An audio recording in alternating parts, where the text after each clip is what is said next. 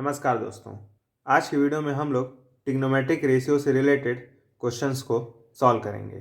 तो चलिए शुरू करते हैं। तो अगर आप ट्रिग्नोमेट्रिक रेशियोज के बारे में नहीं जानते हैं तो मैंने ट्रिग्नोमेट्रिक रेशियोज के ऊपर एक अलग से वीडियो बना रखा है जिसका लिंक डिस्क्रिप्शन बॉक्स में दिया हुआ है। आप चाहें तो उस वीडियो को भी जाकर देख सकते हैं।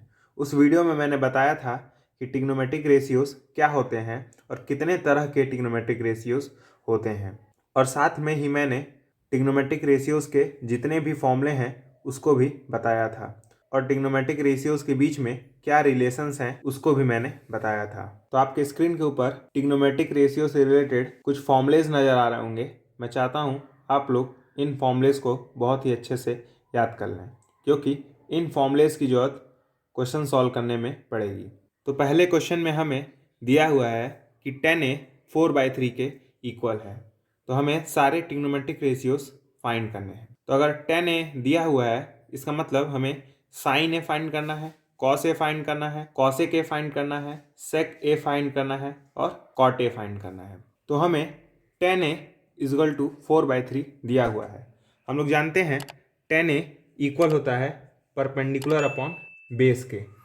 ठीक, तो अगर किसी तरह हम लोग हाइपोटेनियस की वैल्यू, इसका मतलब h की वैल्यू निकाल लें तो हम लोग सारे ट्रिग्नोमेट्रिक रेशियोज की वैल्यू निकाल पाएंगे।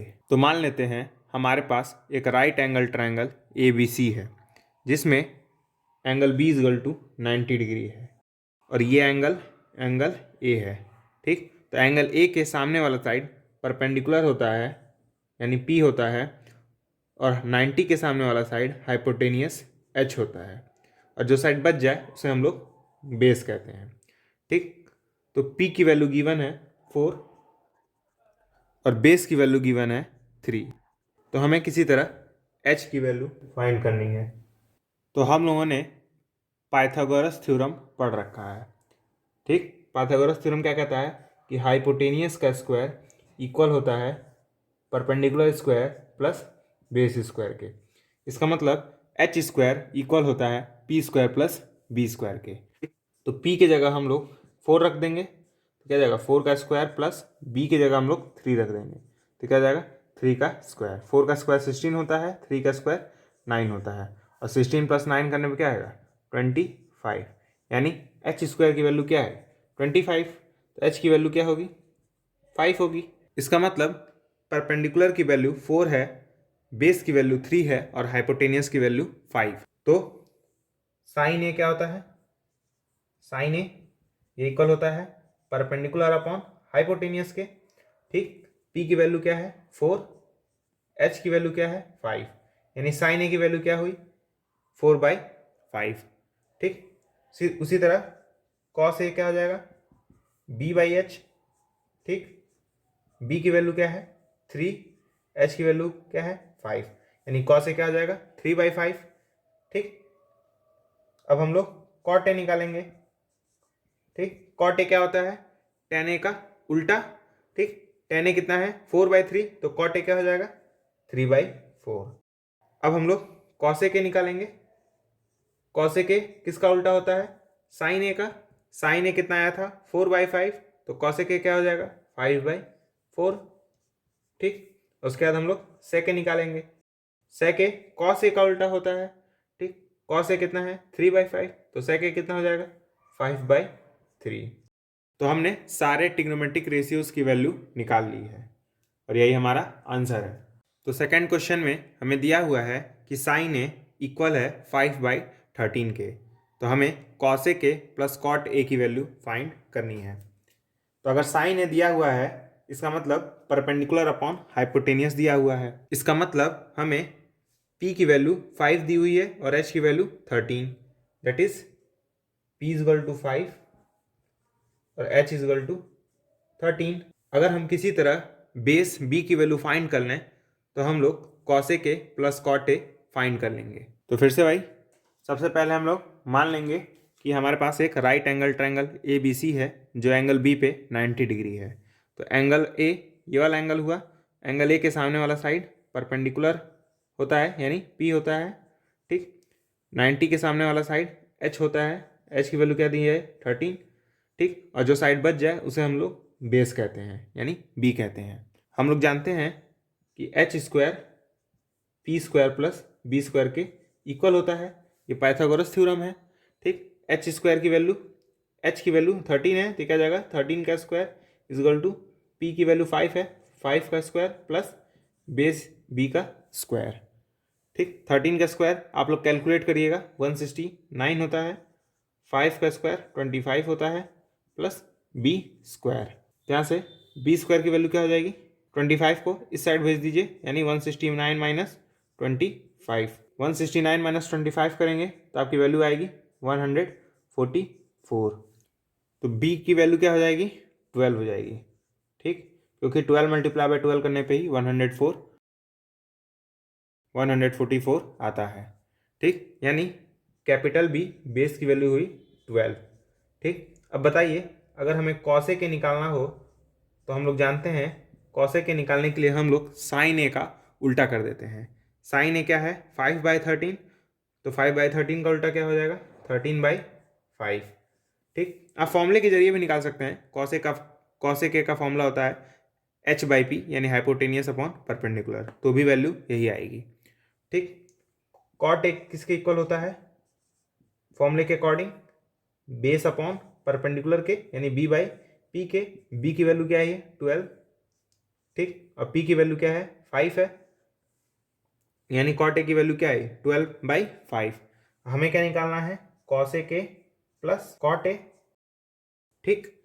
तो कॉस ए के की वैल्यू क्या है, 13/5, इसकी जगह हम लोग 13/5 रख देंगे, बीच में प्लस।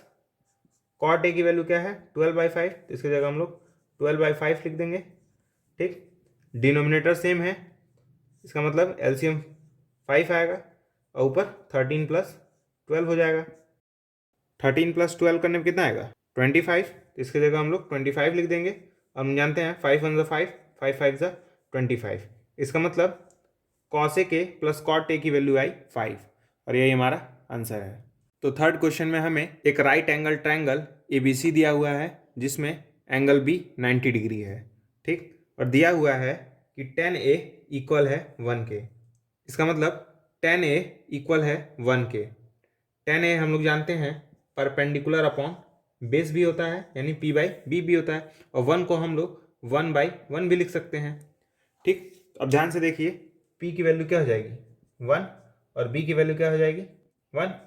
हमें निकालना है 2 sin A cos A की वैल्यू। ठीक। तो पहले हमें sin A और cos A निकालना पड़ेगा, और sin A cos A निकालने के लिए क्या चाहिए, हमें हाइपोटेनियस चाहिए। तो हम लोग पहले h की वैल्यू फाइंड करेंगे। ठीक। तो एंगल A ये वाला एंगल है, इसके सामने वाला साइड परपेंडिकुलर होता है, 90 के सामने वाला साइड हाइपोटेनियस होता है, और जो साइड बच जाए उसे हम लोग बेस कहते हैं। और राइट एंगल ट्रायंगल में पाइथागोरस थ्योरम अप्लाई करें तो हमारे पास क्या मिलेगा, h² = p² plus b square. ठीक है जाएगा, h² = 1 का स्क्वायर, क्योंकि p की वैल्यू 1 है, b की भी वैल्यू 1 है, तो ये भी 1 का स्क्वायर हो जाएगा। 1 का स्क्वायर 1, 1 का स्क्वायर 1, 1 + 1 2 होता है, यानी h² की वैल्यू क्या आएगी, 2। तो h की वैल्यू क्या आ जाएगी, √2, यानी हमें हाइपोटेनियस की वैल्यू मिली √2। ठीक। तो साइन ए की वैल्यू क्या हो जाएगी, फॉर्मूला हम लोग जानते हैं, परपेंडिकुलर अपॉन हाइपोटेनियस। परपेंडिकुलर कितना है, 1, हाइपोटेनियस क्या है, √2। ठीक। कॉस ए की वैल्यू क्या हो जाएगी, b/h। b की वैल्यू क्या है, 1, h की वैल्यू क्या है, √2। यानी कॉस ए की वैल्यू क्या आई, 1/√2। हमें फाइंड क्या करना है, 2 sin A cos A। इसका मतलब 2 × sin A की वैल्यू क्या थी, 1/√2, इसकी जगह हम लोग 1/√2 लिख देंगे, मल्टीप्लाई बाय cos A की वैल्यू क्या थी, 1/√2, इसकी जगह हम लोग 1/√2 लिख देंगे। ठीक। ठीक है जाएगा, 2 × 1 × 1 2। ठीक। नीचे क्या है, √2 × √2, √2 × √2 करते हैं तो क्या आता है, ये भी 2 ही आता है, और 2/2 इसका मतलब 1। ठीक। यानी 2 sin A cos A की वैल्यू हुई 1। ठीक। और ये हमारा आंसर है। तो फोर्थ क्वेश्चन में एक राइट एंगल ट्रायंगल PQR दिया हुआ है, जो कि Q पे 90 डिग्री है, और हमें साइन P की वैल्यू गिवन है 12/13। तो हमें sec P plus sec R की वैल्यू कैलकुलेट करनी है। तो हमें साइन P की वैल्यू गिवन है 12/13, इसका मतलब साइन पी की वैल्यू क्या होती है, परपेंडिकुलर अपॉन हाइपोटेनियस, यानी पी की वैल्यू क्या है 12 और एच की वैल्यू क्या है 13। ठीक, किसी तरह हमें बेस की वैल्यू फाइंड करनी है। तो ये एंगल पी है, तो इसके सामने वाला साइड परपेंडिकुलर होता है और परपेंडिकुलर की वैल्यू क्या है 12। ठीक, 90 के सामने वाला साइड क्या होता है हाइपोटेनियस, और हाइपोटेनियस की वैल्यू क्या है 13 है, और जो साइड बच जाए उसे हम लोग बेस कहेंगे, और बेस को हम लोग एक्स मान लेते हैं। ठीक, तो हम लोग जानते हैं हाइपोटेनियस का square perpendicular square plus base square के इक्वल होता है। एच स्क्वायर यानी 13 का square is equal to P square यानी 12 का स्क्वायर, बी यानी एक्स का स्क्वायर। ठीक, 13 का स्क्वायर 169 होता है, 12 का स्क्वायर 144 होता है, और ये एक्स स्क्वायर। यहाँ से आप लोग एक्स की वैल्यू फाइंड करेंगे तो आएगी 5। ठीक, ये आपके लिए होमवर्क है। इसका मतलब हमें पी क्यू की वैल्यू मालूम चल गई 5, यानी बेस की वैल्यू क्या हुई 5 हुई। ठीक, तो हम लोग पहले सेक पी निकालेंगे। ठीक, सेक पी क्या होता है हाइपोटेनियस अपॉन बेस। ठीक, तो हाइपोटेनियस की वैल्यू 13 है और बेस की वैल्यू 5 है। ठीक, अब हम लोग सेक आर निकालेंगे। यही इंपॉर्टेंट चीज़ है कि हम लोग सेक आर कैसे निकालेंगे, क्योंकि अब एंगल ये आर हुआ। ठीक, तो अगर ये वाला एंगल आर है, इसका मतलब इसके सामने वाला साइड परपेंडिकुलर हो जाएगा। ठीक, 90 के सामने वाला साइड तो एज इट इज हाइपोटेनियस ही रहेगा, और जो साइड बच जाएगी उसे हम लोग बेस कहेंगे। इसका मतलब क्या है, इस बार जब हम लोग एंगल आर कंसीडर कर रहे हैं तो पी की वैल्यू 5 है। ठीक, एच की वैल्यू 13 है और बी की वैल्यू 12 है। ठीक, हमेशा परपेंडिकुलर बेस और हाइपोटेनियस एंगल पे डिपेंड करता है। ठीक, जब हम लोग एंगल पी कंसीडर कर रहे थे तो ये 12 परपेंडिकुलर था। ठीक, लेकिन जब हम लोग आर कंसीडर कर रहे हैं तो परपेंडिकुलर 5 है। ठीक, तो इसके हिसाब से सेक आर की वैल्यू क्या होती है हाइपोटेनियस अपॉन बेस ही होती है, लेकिन हाइपोटेनियस तो 13 है लेकिन बेस 12 होगा।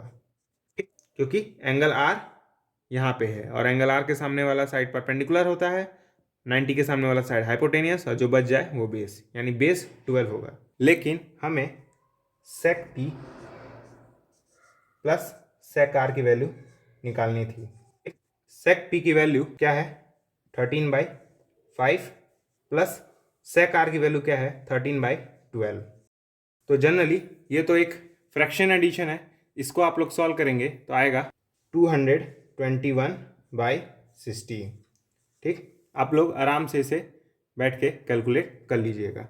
इसका मतलब हमारा आंसर हुआ 221/60। ये बहुत ही इंपॉर्टेंट क्वेश्चन था क्योंकि इसमें एंगल का डिफरेंस आया था कि एंगल के हिसाब से परपेंडिकुलर और बेस अलग अलग हो जाते हैं। ठीक, तो 5th क्वेश्चन हमारा लास्ट क्वेश्चन है। इस क्वेश्चन में एक right angle triangle O P Q दिया हुआ है जो कि राइट एंगल है पी पे।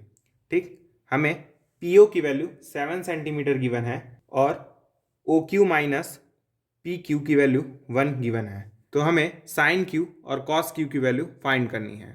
तो अगर ये एंगल क्यू है तो इसके सामने वाला साइड परपेंडिकुलर होता है, 90 के सामने वाला साइड हाइपोटेनियस होता है, और जो साइड बच जाए उसे हम लोग बेस बी कहते हैं। ठीक, ओ पी यानी परपेंडिकुलर, यानी पी की वैल्यू 7 गिवन है।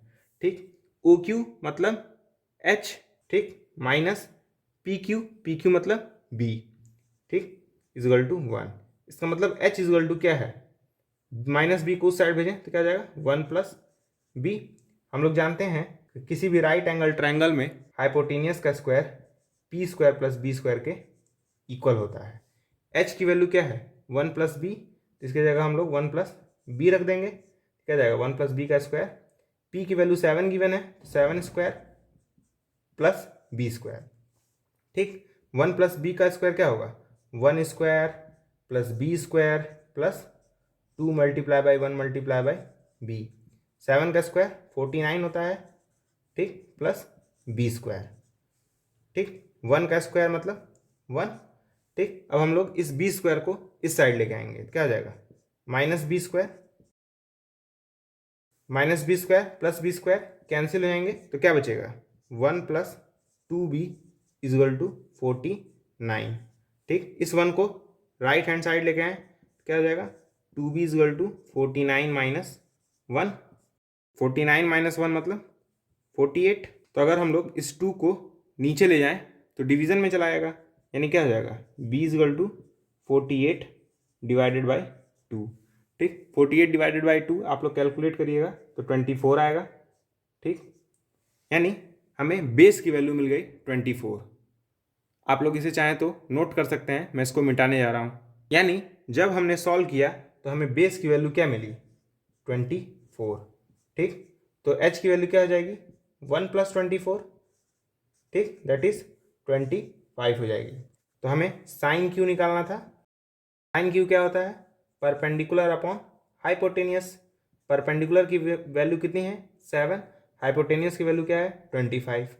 ठीक, अब हमें कॉस क्यू निकालना था। ठीक, कॉस क्यू क्या होता है बेस अपॉन हाइपोटेनियस। बेस कितना आया था 24 और हाइपोटेनियस कितना आया था 25, और यही हमारा आंसर है। तो क्वेश्चन नंबर 6 आपके लिए होमवर्क है। इस क्वेश्चन में कॉसेक ए की वैल्यू गिवन है 13/5। ठीक, तो आपको cosec A plus cot A की वैल्यू फाइंड करनी है। आप लोग चाहें तो वीडियो को पॉज करके इस क्वेश्चन को ट्राई कर सकते हैं और कमेंट बॉक्स में जाकर इसका आंसर बता सकते हैं। तो आज की वीडियो में बस इतना ही। अगर आपको मेरा वीडियो पसंद आया हो तो इस वीडियो को लाइक कीजिए, मेरे चैनल को